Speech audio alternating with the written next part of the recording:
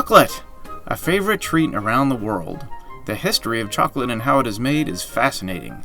In this course, we'll look at ingredients that go into making a chocolate bar, including cocoa, cocoa butter, chocolate liquor, sugar, lecithin, and flavors.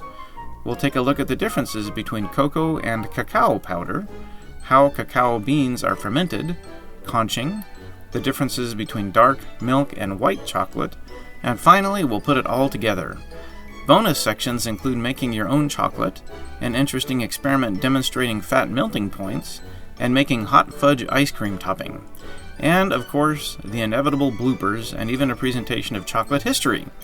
You'll have a new respect for all things chocolate after you've taken this course, and have new edible knowledge that will be useful to you in the kitchen for many other things than making or eating chocolate. Get ready for some fun knowledge you can eat. Let's get started.